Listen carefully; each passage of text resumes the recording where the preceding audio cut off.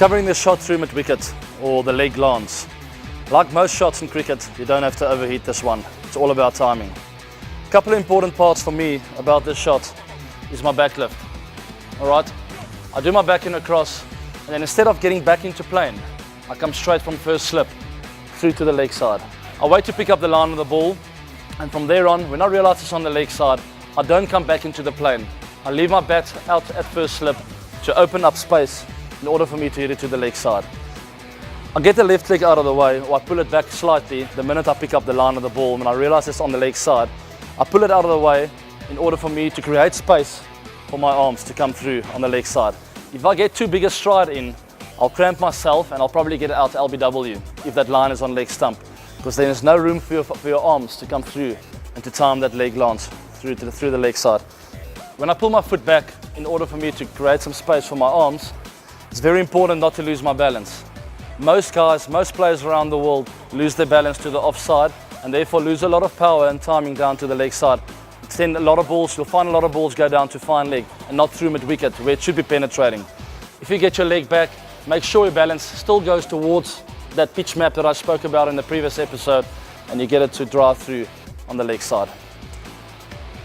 And what goes hand in hand with that when you pull your leg back is not to come across with your right leg. A lot of players around the world will hit the leg side shot and open themselves up by moving the right leg forward. You've got to keep that right leg intact in order for you to create a lot of power through the leg side and not to lose your balance. A lot of guys do that. Got it.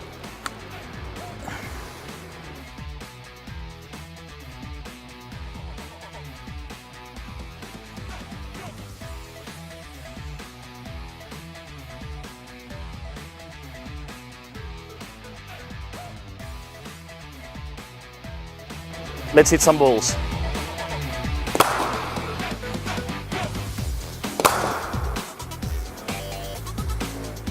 Notice when I play this shot, I still stay in my box. In order for me to get a lot of power on the ball, you've got to play it nice and late. Never leave your box. Leading edges will come into play and you'll start missing the ball also onto your pads.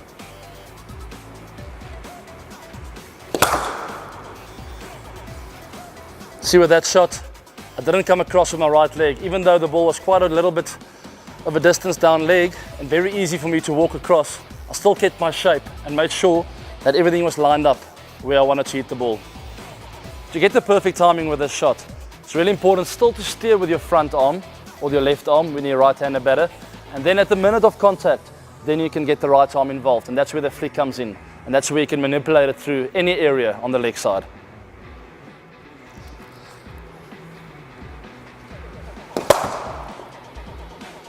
That was a good example of the right wrist doing a lot of work. Because the pitch of the ball was a little bit shorter, I couldn't go for too long with my left arm, otherwise I would have left the box.